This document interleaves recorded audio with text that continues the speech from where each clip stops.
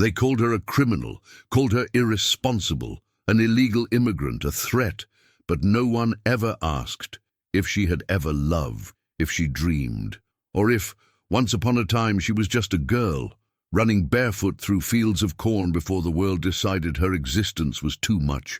Her name was Adira, a name that means strength, though hardly anyone knew that. She arrived in El Paso carrying two burdens, a belly 8 months full, and a past the desert seemed to know better than any judge. She came from the southern border, feet torn open, skin cracked by the sun. In her pocket, a small metal cross. In her chest, a song her grandmother used to hum to chase the darkness away. She didn't come by choice. No one leaves home out of luxury.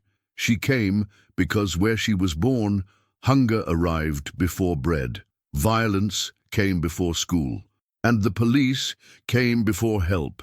She walked for weeks, slept on dirt, shared water with strangers, was touched by hands that never asked. And still, she kept walking, because her child deserved to be born into peace, even if she would never know peace herself. On the 11th day, he came, right there, in a shelter made of tarp and mercy, dirty sheets, overworked nurses, no birth certificate, no welcome, just life. In its rawest form.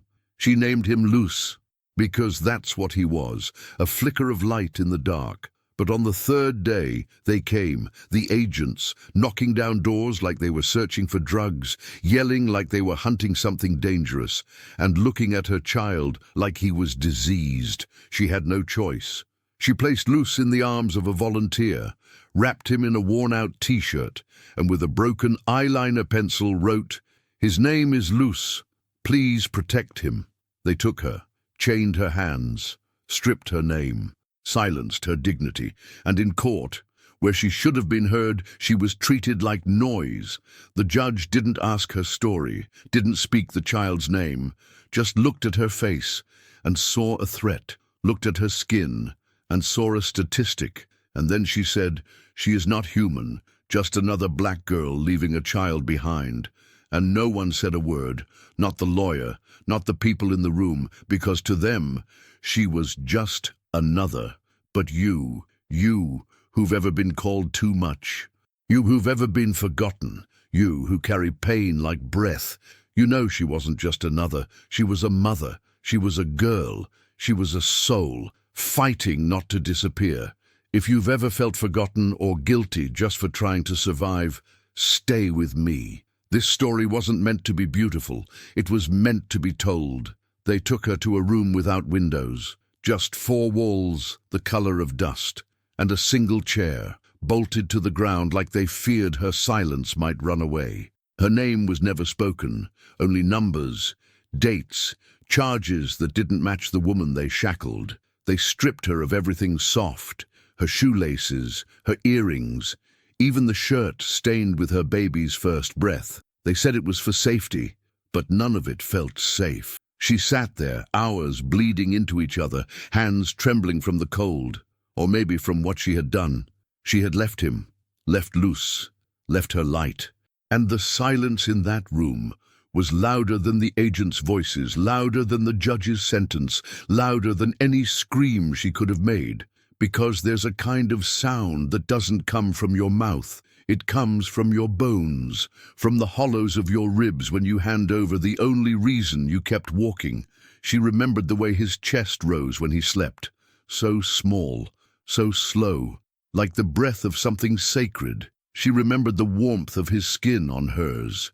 The way he reached for her collarbone, like he knew she'd be gone before he'd learn her name, and she remembered the look the volunteer gave her, that brief second where mercy fought guilt in her eyes, right before the door shut between them.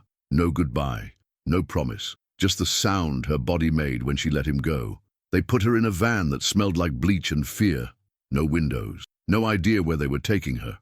She whispered a prayer, not in words, she'd lost those, just breath. Just hope, trying to survive in a language no judge could erase. And in that moving cage, her hand found her pocket, but the cross was gone, taken, like everything else, except one thing, Something they didn't know she'd hidden, tucked beneath her bra, close to her heart, a tiny scrap of paper, torn from a Bible she'd carried across the desert. One verse, written in Spanish, half faded by sweat and tears. Aunque ande en valle de sombra de muerte, no temeré mal alguno. For even though I walk through the valley of the shadow of death, I will fear no evil. She clung to it, like it could carry her where her body could not. But just as she closed her eyes, the van slammed to a stop. A voice barked orders, footsteps approached, and then a sound, a voice, something she never expected, a woman calling her name. The van door opened like a wound, sharp, sudden, blinding with light. Adira blinked, her eyes swollen from dust, her soul swollen from silence. She expected another guard, another face that wouldn't look her in the eye, another set of hands that knew only how to take, but instead she saw her, a woman, mid-40s, light brown skin, like café con leche left too long in the sun, hair pulled back, too tight for comfort, and eyes, Lord, those eyes, the kind that had seen too much but still chose to see. She didn't wear a badge, didn't carry a weapon, but the guards moved when she spoke. Her name is Adira. Let her breathe. It was the first time her name had been said in this country, not read off a paper, not spat through clenched teeth, spoken. Adira didn't answer, couldn't. Her mouth was too dry, her chest too heavy. The woman stepped forward, not too close, just enough for her voice to reach Adira's ears, but not her bruises. My name is Elena. I'm a caseworker. I'm not here to save you. I'm here because someone left something for you. And from her purse, Elena pulled out a photograph, faded, bent at the corners. A baby, wrapped in a t-shirt, eyes closed, mouth open like he was still trying to speak her name. Adira reached for it, but her wrists were still cuffed, the metal bit into her skin. But pain didn't matter, because there he was, loose, alive, safe, held by someone's arms. Not hers, but arms that didn't let go. She couldn't breathe, couldn't cry, only hold that image in her mind like a flame in the dark. Elena looked down, then back up. Her voice dropped. He's in foster care, for now, but I've seen things change. I've seen judges turn. I've seen lies fall apart. Adira stared at her, trying to find the catch, the trap, the trick, but all she saw was a woman carrying her own kind of shame. Elena swallowed hard, like the next words were stones in her throat. I was in the courtroom that day. I heard what the judge said, and I didn't speak. I should have. I didn't. Silence fell between them. Not the cruel kind, the honest kind. Two women on different sides of the same wound, both bleeding, both still here. Elena stepped back, nodded to the guard, slipped a small envelope into Adira's lap just before the van door shut again. Inside the envelope was a letter, in crayon, 3 words, written by a hand too small to know what they meant. But somehow, he did. Hi, Mama, love. Adira pressed the paper to her lips, and for the first time in weeks, she let herself cry. Not from fear, not from shame, from memory, from hope. But just as her tears began to fall, a voice crackled through the speaker in the van. Prepare for transfer, new facility, new judge. And this one had a reputation. They moved her before the sun rose. No breakfast, no warning. Just the clink of keys and the chill of steel. Elena was gone. So was the photo. They'd taken it back like it was contraband, as if the face of her child was too dangerous to carry. They placed her in the back of another van. No windows, just silence, and the humming of a system designed to forget. But Adira didn't forget. Couldn't. Not his face, not his name, not the letter written in crayon that said, love. She kept those in her chest, where even cages couldn't reach. They drove for hours through dry land and empty highways, and when they finally stopped, it wasn't a prison, not yet. It was worse. A courthouse, small, quiet, tucked in a town where everyone looked the same, white, comfortable, certain they were on the right side of the law. The guards didn't speak, just handed her over like an envelope and pointed her to the bench where the other cases waited. That's what they called them. Cases. Not women, not names, just folders full of fear. She sat there, shackled, waiting her turn to be erased again. And then the door opened. She didn't see her at first, only heard the heels, sharp, steady, each step like a stamp of power. The woman who entered wore no robe yet, just a clean grey suit, hair tied like rope, lips pale, pressed thin, and then those eyes, cold, exact, scanning the room like a butcher scans meat. And when she looked at Adira, she froze, just for a second, barely noticeable, but real. The air shifted. Adira saw it, felt it, because the judge remembered her, not from files, from somewhere else. And then the name dropped from the bailiff's mouth like a brick. Next case, Adira Noel, detainee 4521. The judge's lips tightened. She didn't smile, didn't speak, just stared. And in that stare, Adira saw something strange. Not pity, not rage, recognition, the kind that's buried under years, the kind that comes from secrets. Adira stood, barely, legs trembling from too many nights on concrete. Her chains clinked like they were telling the truth for her. And as she stepped forward, the judge whispered something under her breath, too quiet for the guards, but not for her. She said, "Not again." And Adira knew. This judge had seen her before, but not in court, somewhere else, some other life, before papers, before pain. She stood before the bench, barefoot and bruised, with nothing in her hands but the ache of being seen. The judge cleared her throat, adjusted her robe, looked down like the floor might give her the words she didn't want to say. Adira watched her, not with fear, but with a question, because now she wasn't just a number to this woman. She was a memory. The room waited. The guards stared. The clerk tapped her pen, and then the judge finally spoke, her voice brittle like something trying not to break. "Detainee 4521, do you understand the charges against you?" Adira didn't answer, didn't nod, didn't blink. She just stared back, and that silence, that sacred silence, said more than words ever could. The judge shifted in her seat, looked to the file in front of her, opened it, read the first line, and stopped, because tucked in the back of that file was something that hadn't been there before. A photo of a girl, 16, wide eyes, long braids, standing in front of a church in Tegucigalpa. The judge froze, because she knew that face, not from court, not from crime, but from 20 years ago, on a mission trip. She had been younger, fresh out of law school, still believing justice could be gentle. She went to Honduras with a church group, to teach English, to help. She remembered the girl, quiet, brilliant, always humming under her breath like music lived in her blood. She remembered giving her a notebook, telling her, "You could be anything, even a lawyer." She never forgot that face. But she had left, gone back to her world of clean walls and clear laws, forgotten the names, forgotten the promises. And now, that same girl stood before her in chains. A case, a charge, an undocumented mother with no name on her baby's birth papers. And suddenly, everything inside the judge cracked. The courtroom was silent, but inside her mind, memories screamed. How had she let this happen? How had the girl she once believed in become a body in her docket? She looked up, and this time, her voice was different. "Ms. Noel, Adira, do you remember me?" Adira's eyes narrowed.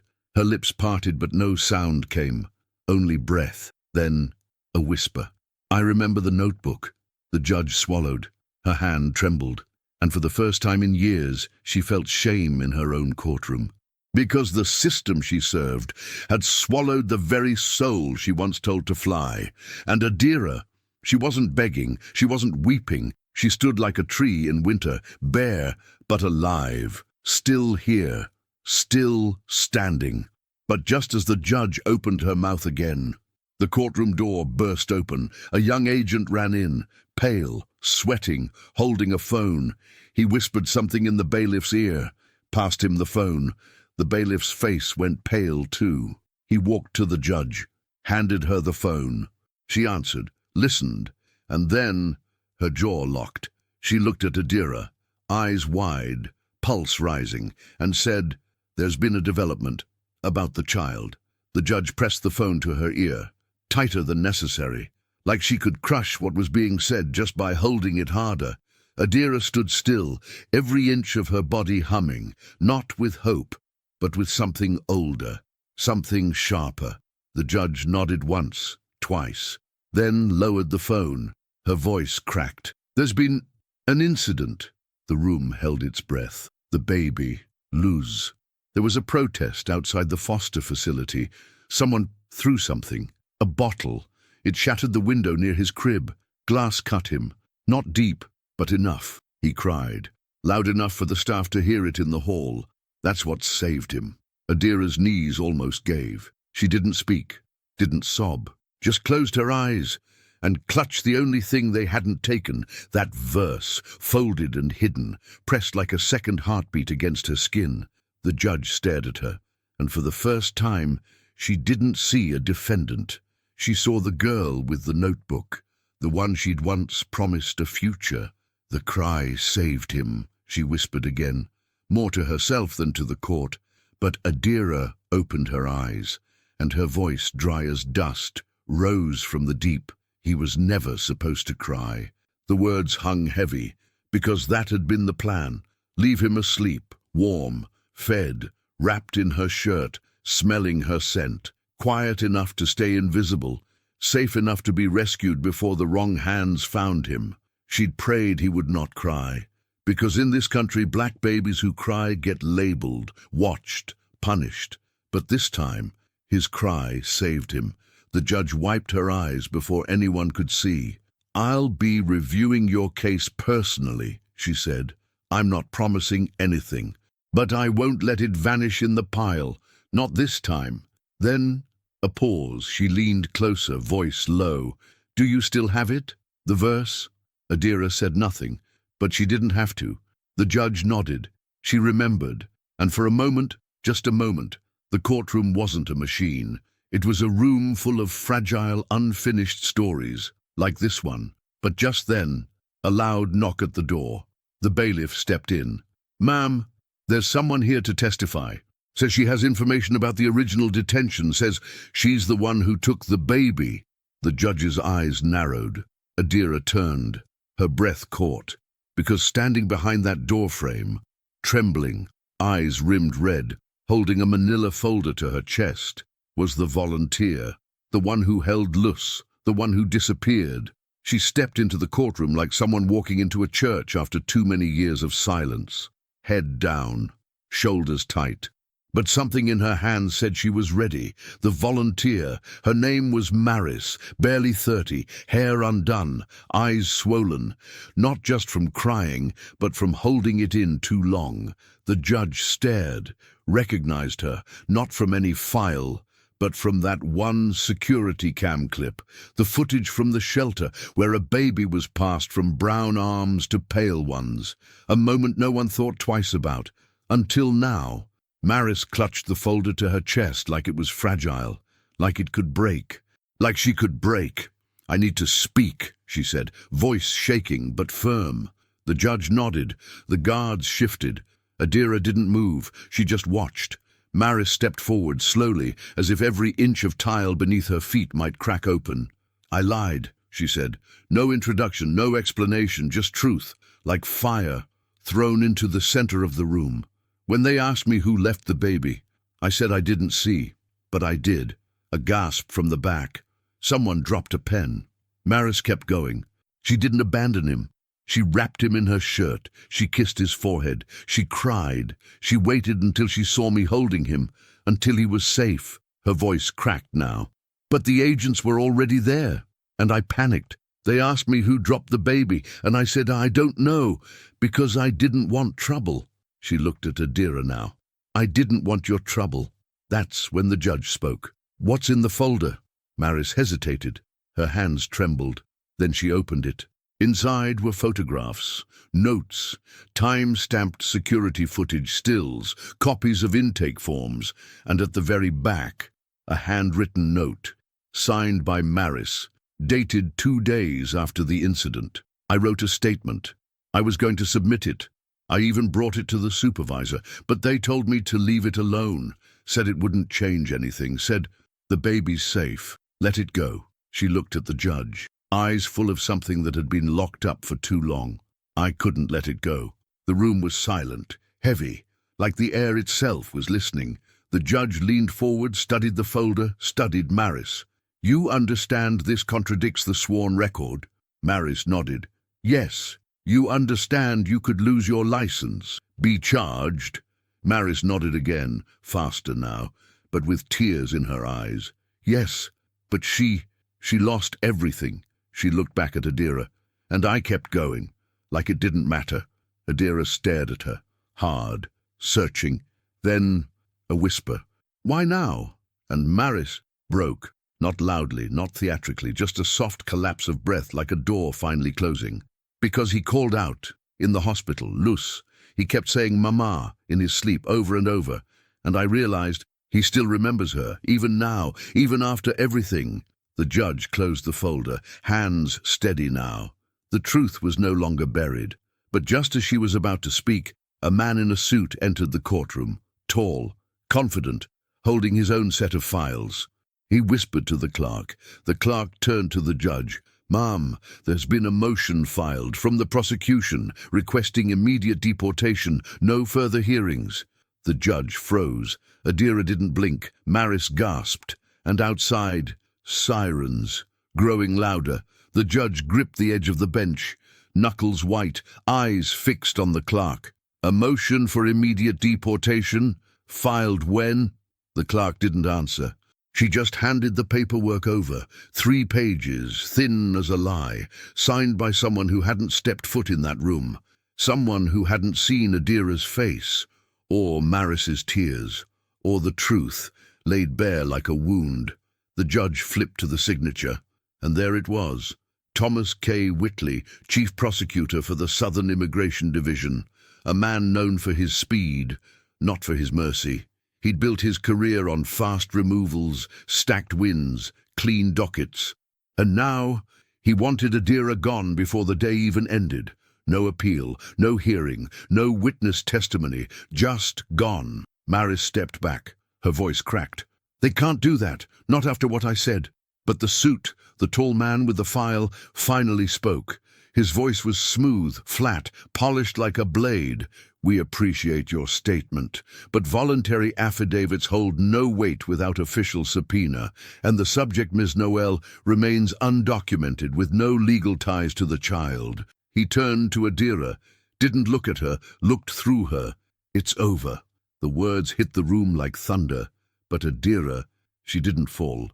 She stood taller, straighter, like something had finally clicked into place, because if they were going to take her, they would take all of her, even her dignity. The judge leaned back, silent. The courtroom buzzed with static energy. Then came the sirens, louder now, right outside the window, red lights flashing across the walls. A van waited below, engines still running, doors already open. Maris moved to block the doorway. A guard stepped in. The judge raised her hand. Everyone stop.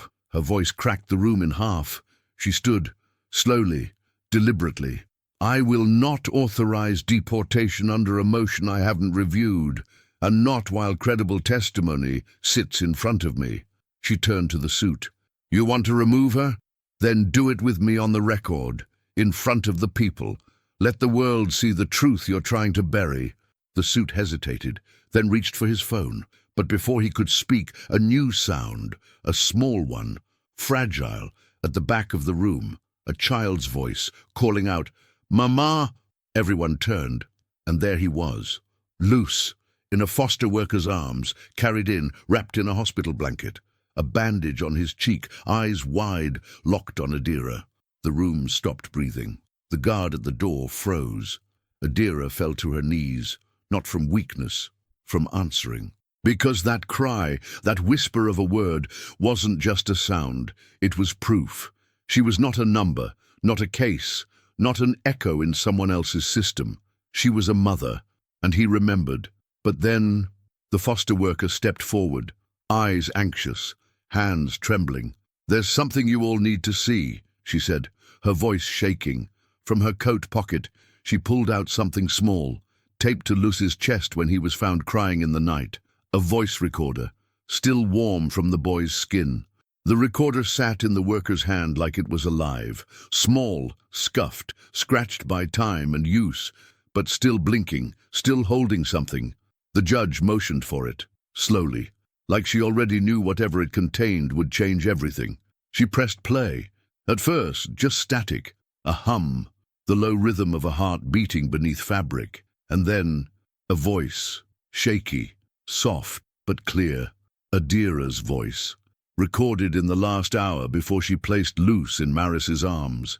"Ah, mi niño, if you're hearing this, it means you're alive. It means I had to leave, but I never wanted to." The room went still. Even the guards lowered their eyes. "They told me to run, told me they would hurt you if I stayed, told me mothers like me don't get to keep their babies. But I left you wrapped in my shirt, with my name in your pocket and my voice in your chest." The judge gripped the edge of her bench. The suit looked away. Even the bailiff clenched his jaw. "Your name is Luce because you are light, and no matter what they say, you were born in love. Not shame, not crime. Love." There was a pause, a long, aching pause. And then a prayer, half in Spanish, half in breath, like a lullaby dying in her throat. "Cuídalo, Señor, que no lo rompan como rompieron a mí." Protect him, Lord. Don't let them break him the way they broke me. Then, click, silence. No one spoke. Luce reached toward the recorder. Tiny hands, still wrapped in gauze. Adira opened her arms, didn't speak, didn't need to. The boy leaned forward, the worker let him go, and for the first time since the desert, since the sirens, since the chains, they touched, forehead to forehead, tears to tears, life to life. It wasn't loud, it wasn't dramatic, it was holy. The judge cleared her throat. Her voice was hoarse now.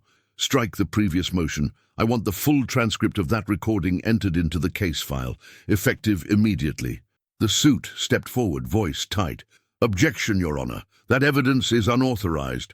The judge turned on him. Her voice dropped to a whisper. But oh, it cut. "That child was nearly killed by the very system you serve, and you want to argue protocol." Silence. Maris wiped her face. The foster worker nodded, clutching Luce's backpack to her chest. And Adira, still kneeling, still holding her son, looked up, not with begging, with clarity. But just then, the courtroom phone rang. Sharp, shrill, urgent. The clerk picked up. Her face changed. She whispered to the judge. The judge stood again, paler now. She looked at Adira, at Luce, then back at the courtroom, and said, "There's been a request from federal authorities. They're sending someone high up." A beat. "They want to speak with the child, privately." Adira clutched Luce tighter. Maris stepped forward. "No, you can't let them." The judge held up her hand and whispered something no one expected. "I don't have a choice." He arrived 30 minutes later, no badge on his chest, no warmth in his hands, just a dark suit, too clean, too perfect, shoes that didn't know dust, and a voice that had practiced sounding calm while delivering pain. He introduced himself as Director Hale from the Department of Homeland Security, but he didn't shake hands, didn't ask for water, didn't even sit down. He walked straight into the courtroom like it belonged to him. His eyes swept across the room, past Maris, past the judge, paused on Adira, then settled on Luce. "I need 5 minutes with the child," he said. His tone didn't ask, it declared. The judge stood up, tall, unmoving. "You can speak with the court present. No one is removing the child from this room." Hale smirked. "Your Honor, I'm operating under emergency authority. This child is under federal custody until this case is resolved." Adira's arms tightened around Luce. Her back, once bent in grief, was now a wall. "He's not yours," she whispered, low but fierce. Hale stepped closer, too close. He crouched down, level with Luce, eyes locked on the child. And then he spoke, but not to Luce, to Adira. "Where did you get the recorder?" She didn't answer. He glanced at the judge. "That audio wasn't part of any official record." It proves premeditated desertion, calculated abandonment. That tape can be used against her, not for her. But Maris, tired, angry, afraid, stepped forward. I gave it to him. I tucked it in his shirt, because she recorded it for him. Not for the court, not for you, for her son. Hale straightened, face unreadable. He turned to Luce, voice soft now, calculated. Luce, do you know this woman? He pointed at Adira. Luce didn't move, didn't blink. He looked up at his mother, then back at Hale. And then he reached into his pocket, pulled out a crayon, blue, snapped in half. He gripped it in his fist, raised it, and scribbled right on the floor, M-A-M-A. The courtroom went silent. Even Hale didn't speak, because there on the tile in broken blue wax was the only truth that mattered. He knew her. He chose her. The judge exhaled slowly. Director Hale, unless you have a court order, you are dismissed. Hale stood, eyes colder now, jaw tight. He looked once more at Adira, then at Luce. This isn't over, he said, and walked out, shoes clicking like a warning. The moment the door shut, the judge turned to the clerk. Seal this room. I want no one in or out. She turned to Maris. Find the original security footage, every file, every form. Then to the foster worker. Get Luce to a pediatrician. Full report. We're documenting everything. She turned to Adira last. Soft now. This is the beginning, not the end. But Adira already knew. Because even as Hale disappeared, the damage he carried still lingered in the room, like smoke. And Luce, his eyes heavy, whispered something into her neck. So quiet, she almost missed it. The man. He came to the hospital too. Adira froze. So did the judge. What did he say to you, Luce? She asked, gentle. But the boy shook his head. Not him. He gave a paper to the nurse. The judge's voice dropped to a hush, low, careful, like truth itself might break if spoken too loud. Clerk, get me the hospital's incident report, now. The clerk rushed out. No questions, no hesitation. Adira sat frozen, arms around Luce, rocking slightly, not out of fear, but out of instinct, because something in her bones had shifted. She didn't trust stillness anymore, not after everything stillness had cost her. Maris sat beside her, one hand on her shoulder, both of them silent, both of them waiting. The judge paced, hands behind her back, eyes heavy. 10 minutes later the clerk returned, folder in hand, eyes wide. This was fax the night of the protest, from the hospital's main desk. She handed it to the judge, who opened it slowly, each page a breath held too long. And then she stopped. There it was, a typed note, on DHS letterhead, signed with the same name, Director Hale. But what mattered, what made the judge's fingers tremble, was the order. Should child exhibit signs of distress or injury, immediately initiate expedited removal of biological mother. Under no circumstance should the mother be made aware of child's transfer to protected federal care. The courtroom didn't gasp, didn't cry out. It sank, because this wasn't about custody. It wasn't about paperwork. It was about erasure, about silence, about removing Adira before Luce could ever speak her name in front of the right people. The judge closed the folder, pressed it to her chest. They were going to take her while he bled. Maris stood, hands clenched. He's a baby. He was bleeding.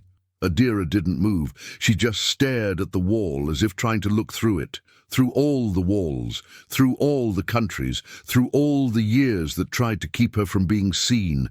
And Luce, sweet Luce, rested his hand on her cheek. Small, warm, brave. The judge took a breath, and it sounded like the first one she'd taken in years. I'm calling an emergency ethics hearing. Federal obstruction, abuse of process, endangerment of a minor. She turned to the guard. Escort Miss Noel and her son to my chambers. No one is to touch them. No one is to speak to them. They stay with me until this is over. But just as the guard stepped forward, the lights flickered, then went out. The courtroom fell into shadow. Emergency backup hummed. Dim red glow filled the space like blood in water. The bailiff's radio crackled. Power cut at the courthouse. We're locking down. Orders from outside. They want the detainee moved now." The judge snapped. "Who gave that order?" But no one answered. And in the shadows, the back door creaked open. Footsteps, boots, more than one. Adira pulled Luce close, and in that instant, she remembered the desert, the way they came then, quick, hard, silent. But she wasn't that girl anymore. She stood, face lit by red emergency glow, eyes full of storm, and she said, "You will not take my son." The judge turned to her, voice a whisper but sharp as steel. "Then we fight." The red lights pulsed like a heartbeat, slow, unnerving, as if the building itself was waiting for something terrible to happen. Boots echoed in the hallway, heavy, measured, the sound of authority pretending to be lawful. The judge stood in front of Adira now, small in stature but fierce in posture. "No one moves her, not without going through me." The bailiff's hand hovered near his belt, not on a weapon, but on the button to lock the doors from inside. Luce clung to Adira's shirt, his little chest rising fast. Too fast. He knew. Somehow, he knew. The back door pushed open. 2 agents stepped in. DHS uniforms, helmets. No names on their vests, no kindness in their eyes. "We have orders to extract the detainee," one of them said, flat voice. Like reading from a manual. The judge didn't flinch. "From whom?" The agent didn't answer. Instead, he held up a tablet. On the screen, a signed removal directive, emergency level clearance, no hearing required, signed again by Director Hale. The judge narrowed her eyes. "This is an illegal order. This court is still in session. You're not extracting anyone." The second agent stepped forward. "You'll be held in contempt if you interfere." But Maris moved before the judge could. She stepped in front of Adira, hands shaking, voice high with fear, but steady with purpose. "You want to take her? You'll have to go through all of us." The foster worker followed, then the clerk, even the guard at the door, and Adira. She didn't cry, she didn't beg. She looked at Luce, held his face in her hands. "Do you see, mi amor?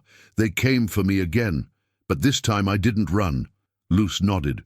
A tear slid down his cheek. She wiped it with her thumb, and then a sound, faint, mechanical. The judge's emergency phone, wired to her private line, lit up. Only one person could call that number. She answered, listened, and her face changed, color drained, then returned. She looked at the agents. "Stand down." The agents froze. "I said stand down."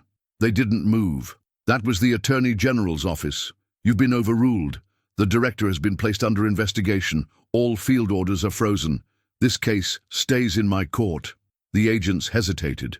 But then a voice on their radio, a woman, sharp, cold. "Pull back. Leave the building. Now." The agents glanced at each other, then turned. No apology. No words. They left, as quickly as they'd come. And in their place, only silence. For a moment, no one breathed. Then Adira sat. Luce climbed into her lap, rested his head against her shoulder. The judge lowered her hands, and Maris, for the first time, wept freely. But even in the quiet, the judge knew it wasn't finished. She picked up the folder, held it high. "This story doesn't end here. I'm forwarding everything to federal review. Let the country see what it tried to bury." She looked at Adira, and for the first time, spoke not as a judge, but as a woman. "You deserve more than survival.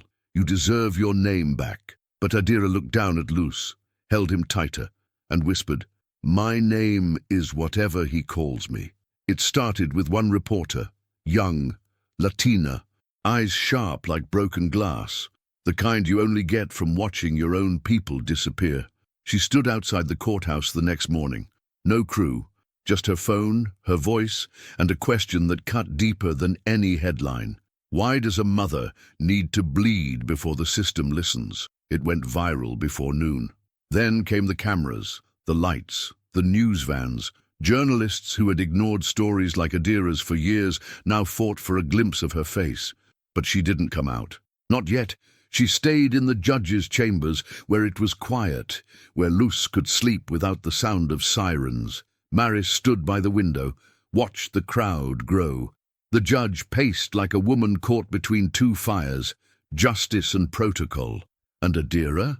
She just held her son, stroking his curls, listening to him breathe, like each inhale was proof that she still belonged in this world. Then came the email, from a lawyer, a real one, young, black, pro bono. She had watched the footage, read the transcripts, heard the audio from the recorder, and she wrote just 4 words, "I will defend her." The judge printed it, laid it on the table, looked at Adira. "If you say yes, your case becomes national. You won't be invisible anymore." Adira looked down at Luce, then out the window, at the crowd, the signs. "Let her stay. Justice for Luce's mother. We are not illegals. We are people." She turned to the judge. "I don't want to be famous. I want to be free." The judge nodded. Then we do this your way." The press conference was set for 3 p.m. outside, steps of the courthouse. No filters, no spin, just truth. And when Adira walked out, not in chains, not in silence, but holding her son, the crowd fell into hush. She didn't speak first. Her lawyer did. But when the microphone came to her, she paused, looked at the faces, all those strangers, all that noise, and she said, "They called me illegal, but I carried life. They called me a danger. But I built safety with my hands. They said I ran, but I stayed. I stayed in love. I stayed in hope. I stayed for him." She held Luce's hand up in hers. "This country tried to erase me, but my son remembered my name, and that was enough." The crowd erupted. Cheers, cries, chants. But in the distance, in the back row, someone stood still. A woman in a dark blazer, watching, not clapping, a federal agent. She turned, walked away, left behind a message with a journalist, just a card. And 4 words, "She's not safe yet." That night, the courthouse slept, but justice did not. Inside the judge's chambers, the air was thick, not with smoke, not with noise, with waiting. Adira rocked Luce gently, his tiny breath warm against her shoulder. Maris sat on the floor, papers spread around her like fallen feathers. The young lawyer, her name was Camille, stood by the door, phone pressed to her ear, listening with the kind of stillness that means danger. Then she hung up, slowly, turned around, her face grey, not pale, grey, like someone who just saw a name carved into a grave before the body was buried. "There's an old warrant," she said, "sealed, from 5 years ago." Adira looked up. "For what?" Camille hesitated. "Child endangerment." The word hit like a bullet. Adira's breath caught. Maris dropped her pen. Camille stepped forward. "They say it was filed back in Honduras, right before you left. Claimed you abandoned a child. Left them in the care of a cousin who reported you missing." Adira's voice came out as dust. "That's not true." "I believe you," Camille said. "But the timing, it's not coincidence. They're using it to block asylum, to paint you as a pattern." The judge walked in then, heard enough to understand everything. She closed the door. "They're building a final case. Federal, cross-border coordination. Once it's filed, not even my court can stop it." Maris stood up, voice shaking. But it's fake, fabricated," the judge nodded. "Yes, but it won't matter, unless we prove it." A silence fell, and in that silence Luce spoke. 1 word, 1 name. "Aida." Everyone turned. Adira froze. "What did you say, mi amor?" Luce pointed to a drawing he'd made. A woman with long black hair, a blue dress. He pointed again. "Aida." Adira covered her mouth, whispered, "My sister." The judge leaned in. "She's alive?" Adira nodded. "She took care of my daughter when I left. I had no choice. The gangs, they were threatening both of them. I ran for Luce, but Aida kept her." The room changed. Maris's eyes widened. "If we find her, if she testifies," Camille was already dialing. "Then we expose the lie." But just as the phone began to ring, a knock at the door, 3 sharp taps, then a pause, then 2 more. The judge opened it. A different agent stood there now, older, eyes tired, badge tucked in his breast pocket, not flashing it. He handed her an envelope. "Ma'am, I thought you should see this. It wasn't supposed to reach you, but I have a daughter and I couldn't sleep." She opened the envelope. Inside, a memo, dated 4 months ago, signed by Director Hale. Subject, Operation Paper Silence Target, Adira Noel, to be detained and deported quietly before child reaches speaking age. The judge whispered the words, like they were poison. Adira didn't cry.